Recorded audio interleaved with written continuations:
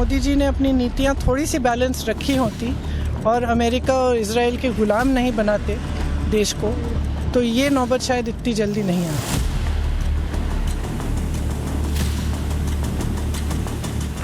Gas की बड़ी दिक्कत आ रही है, हमको इलेक्ट्रिक स्टोव लेना पड़ रहा है, डीजल वाली भट्टी चलानी पड़ रही है, कोयले से काम चलाना पड़ रहा है, बहुत दिक्कत आ रही है भैया, बहुत ज्यादा। कल एक सिलेंडर या परसों एक सिलेंडर दिया है, हम रोज को हमको 2 सिलेंडर लगता है, एक सिलेंडर अभी बोलता है 3-4 दिन के बाद आएगा, उसमें क्या करेंगे हम?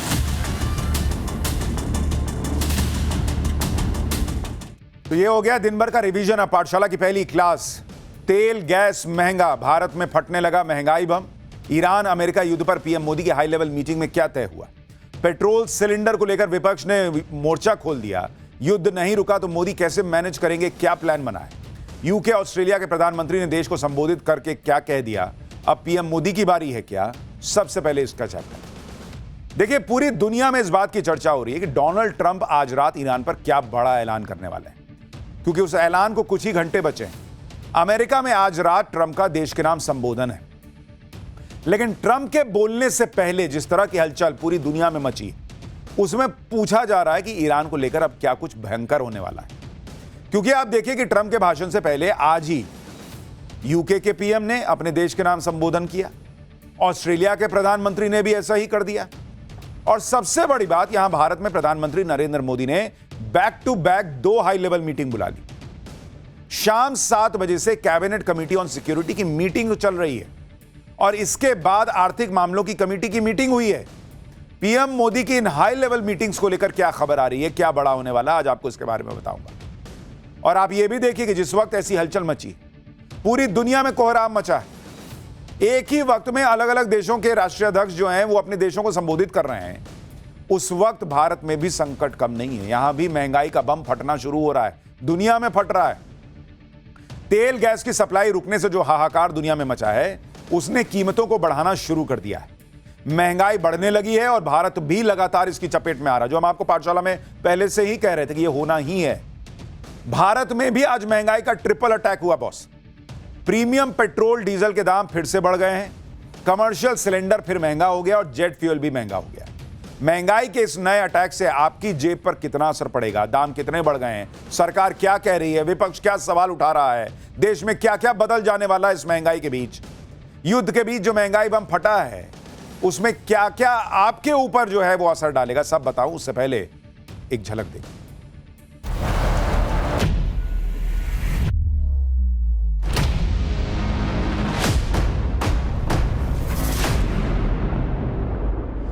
अगर मोदी जी ने अपनी नीतियाँ थोड़ी सी बैलेंस रखी होती और अमेरिका और इजराइल के गुलाम नहीं बनाते देश को, तो ये नौबत शायद इतनी जल्दी नहीं आती।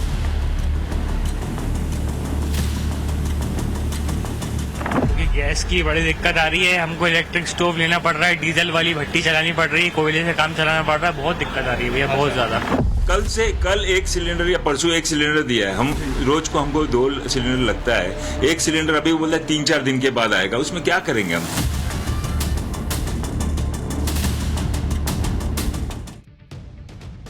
देखिए, ये युद्ध ना तो भारत ने शुरू किया है, ना भारत को खत्म करना है, लेकिन पूरी दुनिया की तरह हम और आप भी फंसे हुए हैं। और युद्ध की वजह से दुनिया भर में जो अनिश्चितता बनी हुई है, उसमें आगे क्या होगा इसकी कोई गारंटी नहीं दे सकता बॉस। लेकिन एक बात पक्की है कि जो हम आपको युद्ध के पहले दिन से बता रहे हैं कि भले ही पूरी दुनिया युद्ध के मैदान में नहीं है, लेकिन यह युद्ध पूरी दुनिया को अपनी चपेट में ले रहा है, तबाही मचाएगा, महंगाई बढ़ाएगा, वो हो रहा है। और जो बात हम पहले दिन से कह रहे थे, वो आज पूरी दुनिया में दिख रहा है, भारत में दिख रहा है। युद्ध की वजह से महंगाई का बम फूट रहा है। युद्ध अगर अब नहीं रुका तो कैसे सब मैनेज होगा, इसकी चिंता सबको खाई जा रही है।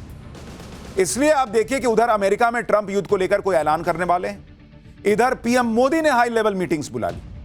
आज प्रधानमंत्री नरेंद्र मोदी ने एक के बाद एक 2 हाई लेवल मीटिंग की।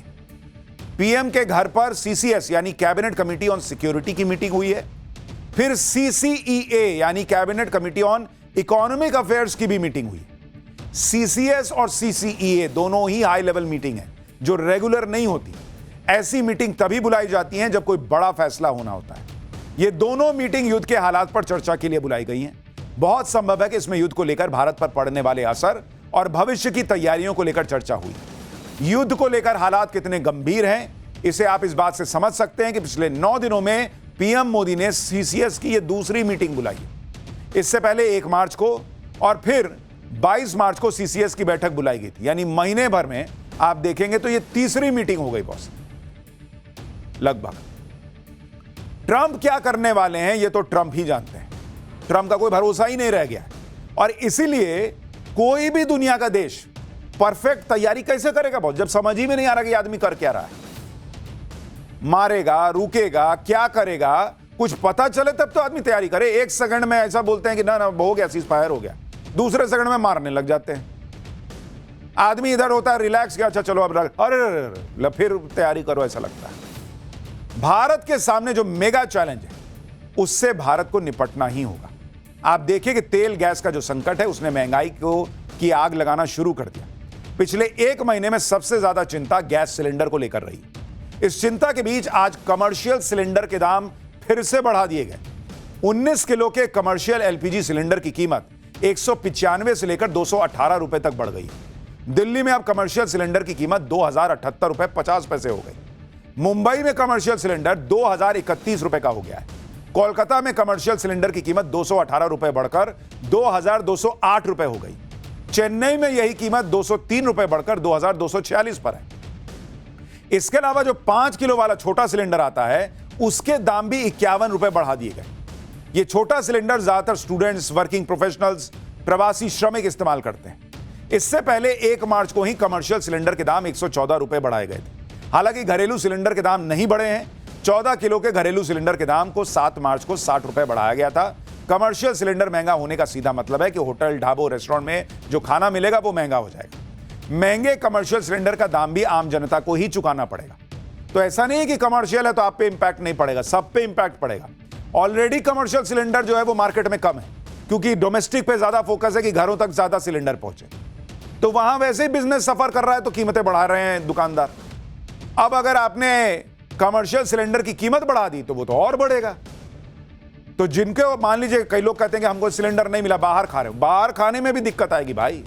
ये पूरा चक्र है। कमर्शियल सिलेंडर के दाम बढ़ने से क्या क्या दिक्कतें आएंगी इसकी ग्राउंड रिपोर्ट आपको दिखाऊंगा, लेकिन पहले महंगे सिलेंडर पर कैसे इंडी गठबंधन ने सरकार को घेरा। अखिलेश यादव क्या कह रहे हैं सुनिए। वो कह रहे हैं कि बीजेपी युद्ध के बहाने लगातार कमर्शियल गैस के दाम बढ़ाती जा रही है क्योंकि जिस अनुपात में दाम बढ़ते हैं उससे अधिक अनुपात में कालाबाजारी बढ़ती और भाजपाइयों की मुनाफाखोरी भी। अखिलेश ने लिखा कि बीजेपी सरकार पूरी तरह फेल गवर्नमेंट। कांग्रेस ने भी सरकार को घेरा, आरोप लगाया कि पिछले 3 महीने में ही कमर्शियल सिलेंडर 525 रुपए महंगा हो गया है। अब इस साल के 9 महीने बाकी हैं, वसूली जारी है। अब एक सवाल कांग्रेस से भी है और अखिलेश यादव से भी है। अभी जब सरकार ने पेट्रोल डीजल पर एक्साइज ड्यूटी जो है वो घटा दी थी तो इन्होंने कहा कि इलेक्शन है इसलिए सरकार ने यह किया कि कहीं कीमत ना बढ़ जाए और इनको इलेक्शन में नुकसान ना हो जाए। अब जब एलपीजी की कीमत बढ़ गई कमर्शियल वाले की तो कह रहे हैं कि ये तो बीजेपी वसूली ही करती है, वसूली कर रही है। देखिए, अरे भाई एक बार मन बनाइए, वसूली करती है या फिर जो है अपने हिसाब से इलेक्शन जीतने के लिए वसूली नहीं करती है। दोनों तरफ से, नहीं बढ़ा तो इलेक्शन है, बढ़ गया तो वसूली है। कांग्रेस सांसद प्रियंका वाड्रा ने कहा कि सरकार कहती है कि क्राइसिस नहीं, फिर भी जनता झेल रही है। सुनिए प्रियंका वाड्रा को। सरकार की ये आदत है कि ये कहते हैं कि कोई क्राइसिस नहीं है और फिर क्राइसिस बरसता है जनता पर। ठीक है, और अगर मोदी जी ने अपनी नीतियां थोड़ी सी बैलेंस रखी होती और अमेरिका और इजराइल के गुलाम नहीं बनाते देश को तो ये नौबत शायद इतनी जल्दी नहीं आती। हाँ, ज़रूर पूरे विश्व में संकट है, लेकिन हमें ये भी समझना है कि कुछ नीतियां हैं ऐसी जो सरकार की जो नीतियां हैं जिसकी वजह से और भी संकट आएगा हमारे साथ। इंडी गठबंधन ने सिलेंडर पर घेरा, उधर सरकार ने अपनी सफाई में अंतरराष्ट्रीय कीमतों का बिल दिखाया। पेट्रोलियम मंत्रालय ने कहा कि जो कमर्शियल सिलेंडर इंडस्ट्री और होटल्स इस्तेमाल करते हैं उसके दाम बाजार के आधार पर तय होते हैं और हर महीने दाम की समीक्षा होती है।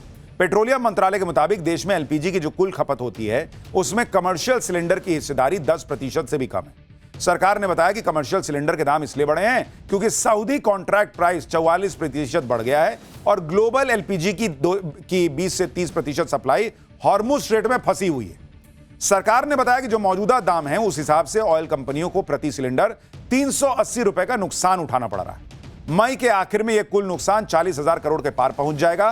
पिछले साल भी जो कुल 60,000 करोड़ का नुकसान हुआ था उसमें से 30,000 करोड़ का घाटा ऑयल कंपनियों ने उठाया और 30,000 करोड़ का घाटा सरकार ने उठाया। सरकार के मुताबिक भारत में घरेलू एलपीजी के दाम बाकी देशों के मुकाबले कम पर हैं, जबकि पाकिस्तान में यह 1,046 रुपए पर है, श्रीलंका में 1,242 रुपए पर है और नेपाल में 1,208 रुपए पर है। यानी जब एलपीजी की किल्लत का मसला उठता है तो पेट्रोलियम मंत्रालय प्रेस कॉन्फ्रेंस करके कहता है कि कोई दिक्कत नहीं है, और जब कीमत बढ़ती है तो कहता है कि देखिए ना, सप्लाई रुकी हुई है तो बढ़ाना ही पड़ेगा क्योंकि कीमत बढ़ रही है। गजब है बॉस। पेट्रोलियम मंत्रालय कह रहा है कि तेल कंपनियां घाटा उठाकर काम कर रही हैं, लेकिन तेल कंपनियों का अपना क्या खेल है ये आगे आपको बताऊंगा। पहले यह देख लीजिए कि इधर कमर्शियल सिलेंडर के दाम बढ़े, उधर कैसे होटल, ढाबे और रेस्टोरेंट वालों ने अपने रेट बढ़ा दिए। भोपाल के एक रेस्टोरेंट मालिक ने बताया कि उसने अपने यहां मिलने वाले हर खाने वाले आइटम के दाम 20 से 30 रुपए बढ़ा दिए। रोटी 3 से 4 रुपए महंगी हो गई है, सूप, सैंडविच, नाश्ता, डिनर सब महंगा हो गया। यानी भले ही ये कहा जा रहा है कि घरेलू सिलेंडर के दाम नहीं बढ़े, लेकिन लोगों को परेशानी हो रही है। होटल वाले जो महंगा कमर्शियल सिलेंडर खरीद रहे हैं उसकी कीमत ग्राहक से ही वसूल रहे हैं। सिलेंडर के दाम बढ़ते ही खाना पीना अपने आप महंगा हो गया। सुनिए एक बार। काफी फर्क पड़ रहा है। यहाँ पे हमने रेट बढ़ा दिए, 20-30 रुपए हर चीज में बढ़ गए। अच्छा। रोटी में 3-3, 4-4 रुपए बढ़ गए हैं, ओके। क्योंकि गैस की बड़ी दिक्कत आ रही है। हमको इलेक्ट्रिक स्टोव लेना पड़ रहा है, डीजल वाली भट्टी चलानी पड़ रही है, कोयले से काम चलाना पड़ रहा है। बहुत दिक्कत आ रही है भैया, बहुत ज्यादा। ठीक है। कमर्शियल के रेट बढ़े हैं, ऑल्टरनेटिव्स यूज करने पड़ रहे हैं, तो क्या कोई आइटम बंद भी हुए हैं? आइटम बंद नहीं हुए भी, आइटम के रेट अपन ने महंगे कर दिए हैं और रोटी वगैरह महंगी कर दी है अपन ने। आइटम तो कुछ बंद नहीं हुए हैं, बाकी गैस की बड़ी दिक्कत आ रही है। आपको मुंबई का हाल बताता हूं। एक तो कमर्शियल सिलेंडर के दाम बढ़ गए, ऊपर से होटल्स को टाइम से सिलेंडर मिल भी नहीं रहा है। ऐसे में होटल वाले बहुत परेशान हैं, उनके सामने किसी तरह सरवाइव करने की चुनौती है। बहुत से होटल और रेस्टोरेंट वाले मजबूरी में इंडक्शन चूल्हे के साथ साथ लकड़ी, कोयला और डीजल भट्टी यूज करने लगे। मुंबई में एक रेस्टोरेंट मालिक ने दावा किया कि ब्लैक मार्केट में घरेलू सिलेंडर 3,000 में और कमर्शियल सिलेंडर 5 से 6,000 रुपए में मिल रहा है। सुनिए, लोग खुद बता रहे हैं। हमने तो मेन्यू भी आधा कर दिया जी। तो आपका मेनू में अभी क्या क्या चेंजेस करने पड़े? हमने सिर्फ है ना थाली रखा हुआ है, जो नॉनवेज की मेरी रेस्टोरेंट है सी फूड की। उसके अलावा चाइनीज बंद कर दिया, इंडियन बंद कर दिया, स्टार्टर्स बंद कर दिया, सब चीज बंद कर दिया हमने। कल एक सिलेंडर या परसों एक सिलेंडर दिया है। हम रोज को हमको 2 सिलेंडर लगता है। एक सिलेंडर अभी बोलता है 3-4 दिन के बाद आएगा। उसमें क्या करेंगे हम? इनफैक्ट है ना, हमारे 15 दिन जब बंद था, हमारे लोगों को खाने के लिए भी, उन्होंने खाना पकाने के लिए भी सिलेंडर नहीं दिया। मुझे अपने घर से लाके इनको पका के मैंने खाना पकाने के लिए देना पड़ा। ऐसा परिस्थिति था। तो सर अगर होटलियर को उन्होंने मना किया है तो ये कमर्शियल बाहर कैसा मिलता है ब्लैक में, वो बताइए मुझे। कहीं ना कहीं से तो लीकेज हो रहा है। ये ब्लैक मार्केटिंग का जरिया हो गया पूरा। छोटे सिलेंडर भी है ना 3-3 हजार रुपए में बिक रहे हैं बाहर। मतलब 5 किलो वाला जो सिलेंडर होता है नहीं है सर, वो छोटे सिलेंडर यानी 14 किलो का। जो अपने घरों में डोमेस्टिक यूज होने वाला, वो भी 3-3.5 में बिक रहा है। ये स्ट्रीट वेंडर्स लोग तो बिंदास बिजनेस चालू है उनका। यानी सरकार भी कोशिश कर रही है, छापे पे छापे मार रही है, लेकिन ब्लैक मार्केटिंग नहीं रुक रही एलपीजी की, ये लोग बता रहे हैं। और बात सिर्फ कमर्शियल सिलेंडर महंगा होने की भी नहीं। आप देखिए कि प्रीमियम पेट्रोल और प्रीमियम डीजल के कई वेरिएंट की कीमतें भी बढ़ा दी गई। XP 100 पेट्रोल दिल्ली में 11 रुपए प्रति लीटर महंगा हो गया है। इसकी कीमत अब 160 रुपए लीटर पहुंच गई है। प्रीमियम डीजल एक्स्ट्रा ग्रीन 1.5 रुपए लीटर महंगा हो गया है। हालांकि इस पर सरकार ने कहा है कि रेगुलर पेट्रोल डीजल महंगा नहीं हुआ है, जबकि दुनिया भर में दाम 30 से 50% बढ़ गए। पेट्रोलियम मंत्रालय ने बताया कि पिछले 1 महीने में अंतर्राष्ट्रीय स्तर पर दाम 100% बढ़ गए। तेल कंपनियों को पेट्रोल और डीजल पर प्रति लीटर अंडर रिकवरी लागत से कम वसूली हो रही है। पेट्रोल पर यह 24 रुपए 40 पैसे प्रति लीटर है और डीजल पर 104 रुपए 99 पैसे प्रति लीटर है। यानी तेल कंपनियां घाटा न उठाएं तो डीजल जो है वो 190 रुपए प्रति लीटर के ऊपर और पेट्रोल जो है वो 119 रुपए प्रति लीटर से ज्यादा बिक जाएगा। पेट्रोलियम मंत्रालय के मुताबिक 6 अप्रैल 2022 से पेट्रोल डीजल के दाम नहीं बढ़े हैं, बल्कि मार्च 2024 में दाम 2 रुपए कम हुए थे। हाल ही में सरकार ने पेट्रोल और डीजल पर स्पेशल एडिशनल एक्साइज ड्यूटी को 10 रुपए कम कर दिया था, ताकि तेल कंपनियों को जो नुकसान हो रहा है उसकी भरपाई हो सके और तेल कंपनियां दाम ना बढ़ाएं। लेकिन मेरा एक सवाल है, तेल कंपनियों को नुकसान हो रहा है, ठीक है बॉस, मान लीजिए तेल नहीं आ पा रहा है, आपको बड़ी कीमत देना पड़ रहा होगा, लेकिन अभी तो युद्ध को 1 महीना हुआ है बॉस। क्या यह नुकसान सिर्फ तेल कंपनियों को हो रहा है? जिसका शेयर मार्केट में पैसा डूब गया उसको नुकसान नहीं हो रहा है, जिसका रेस्टोरेंट बंद हो गया उसको दिक्कत नहीं हो रही, जिसकी फैक्ट्री बंद हो गई उसको दिक्कत नहीं हो रहा है, जो लेबर जो है वो श्रमिक वर्ग जो है वो अपने घर जा रहा है क्योंकि इधर काम बंद हो गया, उसको नुकसान नहीं हो रहा। यही तेल कंपनियां जो है इन्हीं को खाली नुकसान हो रहा है, और ये 1 महीने 6 महीने का नुकसान नहीं सह सकती हैं भाई। जब देश पे संकट है तो ये तेल कंपनियां अलग आइलैंड पे बैठी हैं। पेट्रोलियम मंत्रालय बार बार तर्क दे रहा है कि अंतर्राष्ट्रीय बाजार में कीमतें बढ़ गई, कंपनियों को घाटा हो रहा है, दाम बढ़ाने का प्रेशर है। लेकिन सवाल वही है कि क्या यह घाटा सिर्फ तेल कंपनियों को हो रहा है, जो उनको इतनी आग लग गई है कि नहीं हमारा घाटा हो रहा है, हमारा घाटा हो रहा है, पैसा तो बढ़ाना होगा। जबकि यही तेल कंपनियां पिछले 4-5 साल से जमकर मुनाफा कमा रही थी। जब कच्चे तेल की कीमत कम थी तब तो एक्साइज ड्यूटी आज की तरह नहीं घटाई गई थी, तेल कंपनियां मुनाफा कमा रही थी, पब्लिक ने तब कुछ कहा भी नहीं, क्योंकि पब्लिक को हमेशा लगता रहा कि चलो ये पैसा देश के विकास में लग रहा है। आज वही पैसा जो देश के विकास की सेविंग की तरह है, वो एक झटके में तेल कंपनियों के घाटे को रोकने के लिए लगा दिया गया। क्यों तेल कंपनियां जरा भी कष्ट नहीं सह सकती? क्या तेल कंपनियां टीम इंडिया का पार्ट नहीं है? 4-6 महीने नुकसान में रह जाती तो क्या हो जाता? आप देखिए इन्होंने पिछले 4 साल में कितना मुनाफा कमाया है, मैं आपको बताता हूं। 4 साल से आप मुनाफा कमा रहे हो और 1 महीना आपसे बर्दाश्त नहीं हो रहा है। अगर आप देखेंगे कि जो तेल कंपनियां हैं इस देश की, जो 3 बड़ी कंपनियां हैं, IOCL plus BPCL plus HPCL, ये 3 बड़ी तेल कंपनियां हैं। इनका कुल नेट प्रॉफिट आपको बताता हूं, कुल नेट प्रॉफिट आप देखिए इन तेल कंपनियों ने जब मुनाफा कमाया 2021-22, इन 3 कंपनियों ने मिलकर कितना मुनाफा छापा बॉस? 41,930 करोड़ रुपए का मुनाफा हुआ इन तेल कंपनियों को। तब तो आपने नहीं कहा कि मेरे को मुनाफा हो रहा है, एक काम करो भाई तुम सस्ते में तेल ले जाओ। और क्रूड ऑयल के अगर आप देखेंगे उस वक्त जो क्रूड ऑयल था, क्रूड ऑयल वो एवरेज उसकी प्राइस कितनी थी उस वक्त? मिनिमम $63 का था, मैक्सिमम 112 तक गया था, औसत ऑलमोस्ट $72 का था। इंडियन बास्केट का बता रहा हूं। इसी तरीके से अगर आप 2022-23 देखेंगे, उसमें इन तेल कंपनियों को कितना मुनाफा हुआ? उस बार ये घट गया 1,138 करोड़ रुपए का, तब भी इनको मुनाफा हुआ, क्योंकि क्रूड ऑयल के दाम उस साल $78 प्रति बैरल से 116 तक गए थे। तो एवरेज जो था वो $93 के आसपास था, एवरेज प्राइस क्रूड ऑयल का, इंडियन बास्केट का।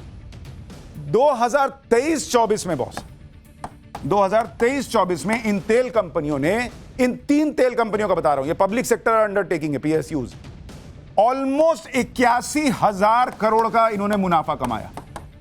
81,000 करोड़, 80,987 करोड़ का मुनाफा। IOCL, BPCL और HPCL का कुल नेट प्रॉफिट। क्योंकि इस साल जो मिनिमम डॉलर क्रूड ऑयल गया था वो 77 से लेकर मैक्सिमम 93 तक गया, तो औसत जो था वो $42 के आसपास रहा, और ज्यादातर टाइम जो है वो क्रूड ऑयल सस्ता ही रहा। 24-25 में बॉस, 2024-25 में तेल कंपनियों ने 35,857 करोड़ का मुनाफा कमाया, क्योंकि इस बार भी जो एवरेज क्रूड ऑयल था वो $78 के आसपास था, $78। अप्रैल 2025 से दिसंबर 2025, और सुनिए बॉस, अप्रैल 2025 से दिसंबर 2025, इसके बीच इन तेल कंपनियों ने कितना मुनाफा कमाया? 57,808 करोड़ का मुनाफा कमाया इन्होंने, सिर्फ अप्रैल से दिसंबर 2025 के बीच में। बॉस सवाल यह है कि आप पिछले 4-5 साल से मुनाफा छापे जा रहे हो, मुनाफा पे मुनाफा छापे जा रहे हो, एक बार आपका मन नहीं डोला कि एक काम करते हैं पब्लिक को फायदा दे देते हैं, तब तो आपने कीमत नहीं घटाई। आज अभी 1 महीना युद्ध का हुआ नहीं, इन तेल कंपनियों को आग लग गई कि बाप रे बाप, हमको महंगा तेल खरीदना पड़ रहा है, हम कैसे सहेंगे, कैसे सहेंगे। सरकार को इन तेल कंपनियों का हाथ पकड़ के बोलना चाहिए कि चुपचाप सस्ता तेल देते रहो। दुनिया में बढ़ रहा है तो बढ़ रहा है, घट रहा है तो घट रहा है, जाने दुनिया। भारत में पब्लिक को फायदा दो, आगे हालात सुधरेंगे फिर मुनाफा कमा लेना।